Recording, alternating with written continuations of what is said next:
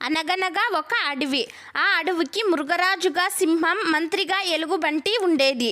వయసు పైబడడంతో దాన్ని మంత్రిగా తప్పించి నక్కను మంత్రిగా నియమించాడు మృగరాజు. ఎలుగుబంటి మంత్రిగా ఉన్నప్పుడు జంతువుల కష్టసుఖాలను తెలుసుకుంటూ మృగరాజుకు తగిన సలహాలు ఇస్తుండేది. కానీ నక్కను మంత్రిగా నియమించాక పరిస్థితులు మారిపోయాయి. మృగరాజు అడవిని సందర్శిద్దాం అని నక్కతో అన్నప్పుడల్లా, మీరు అడవికి రాజు, ఈ ఎండలో బయటకు వెళ్ళడమేంటి, అడవిలోని జంతువులనే ఇక్కడికి రప్పిద్దాం అని చెప్పేది. వారంలో ఒకరోజు జంతువులనే మృగరాజు దగ్గరికి రప్పించేది. వాటితో అంతా బాగుందని చెప్పించేది నక్క. కానీ జంతువుల సమస్యలు మాత్రం అలాగే ఉండిపోయేవి. తరచూ విందులు ఏర్పాటు చేయిస్తూ మృగరాజు తన మాటే వినేట్లు చేసేది. అప్పుడప్పుడు ఆటల పోటీలు నిర్వహించేది. వేరే జీవుల్లా అరవమని చెబుతూ వాటిని ఆట పట్టిస్తూ ఆనందించేది. నక్క చేసే ఆగడాలు తట్టుకోలేక జంతువులన్నీ కలిసి పాత మంత్రి ఎలుగుబంటిని కలిశాయి. తమ కష్టాలు, నక్క వల్ల కలుగుతున్న ఇబ్బందులను మెరుపెట్టుకున్నాయి.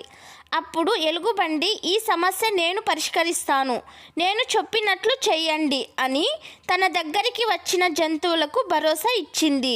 సరేనని వెళ్ళిపోయాయి జంతువులు. ఒకరోజు మృగరాజుతో జంతువుల సమావేశం ఏర్పాటు చేయించింది నక్క. దానికి పాత మంత్రి ఎలుగుబంటి కూడా వచ్చింది.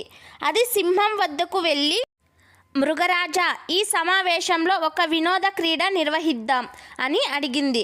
అందుకు సింహం సరేనంది. మధ్యలో నక్క కలుగజేసుకొని, ఇంతకీ ఆ ఆట పేరేంటి అని అడిగింది. నేను మృగరాజునైతే అని జవాబిచ్చింది ఎలుగుబంటి.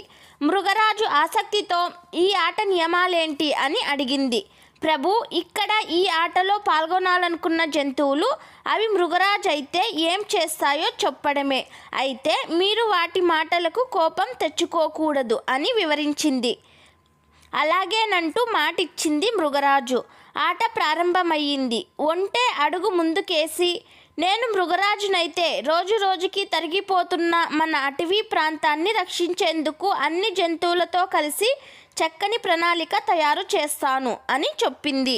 తర్వాత జింక, నేను మృగరాజునైతే అడవిలోని జంతువుల దాహం తీర్చేందుకు కుంటలు తవ్విస్తాను. ఆ తర్వాత ఒక కుందేలు వచ్చింది. నేను మృగరాజునైతే అడవిలో తిరుగుతూ జంతువుల కష్టసుఖాలను తెలుసుకుంటూ సుపరిపాలన అందిస్తాను అంది. నేను మృగరాజునైతే విందు వినోదాలతో కాలక్షేపం చేయకుండా జీవుల క్షేమమే ధ్యేయంగా పనిచేస్తాను అని అంది కోతి. దాని మాటలకు మృగరాజు ఒక్కసారిగా ఉలిక్కిపడింది. ఇంతలో ఒక తోడేలు కలుగు చేసుకొని, నేను మృగరాజునైతే నక్క వంటి మంత్రిని దూరంగా పెడతాను, నా సొంత ఆలోచనలతో అడవిలోని జంతువులను కన్న బిడ్డల్లా చూసుకుంటాను అని గట్టిగా చెప్పింది. అక్కడి జంతువులన్నీ ఒక్కసారిగా చప్పట్లు కొట్టాయి. దాంతో మృగరాజుకు తన పరిపాలన ఎలా ఉందో అర్థమయ్యింది. రాజు ఎలా ఉండాలో, ఏ రకంగా పరిపాలన చెయ్యాలో తెలియజేయడానికే ఎలుగుబంటి నేను మృగరాజునైతే ఆటను నిర్వహించిందనే విషయం సింహానికి బోధపడింది. ఎలుగుకు కృతజ్ఞతలు చెప్పింది. నక్క వైపు తిరిగి, నీ బాధ్యతలను సక్రమంగా నిర్వర్తించలేకపోయావు, ఈ రోజు నుంచి నిన్ను మంత్రిగా తొలగిస్తున్నాను అని అంది. మిగతా జంతువులను ఉద్దేశించి, నన్ను క్షమించండి, నా సొంత ఆలోచనలు పక్కన పెట్టి నక్క చెప్పిందే నిజమని నమ్మాను, అదే చేశాను. దాంతో మీరందరూ ఇబ్బందులు పడ్డారు. తదుపరి మంత్రిగా ఎవరిని నియమించాలో మీరే చెప్పండి అని అడిగింది సింహం.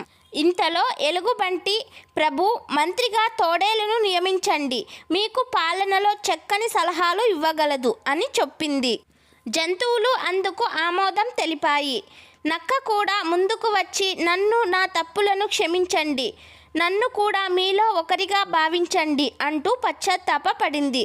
అప్పటి నుంచి తోడేలు సలహాతో అడవిని చక్కగా పాలించింది సింహం.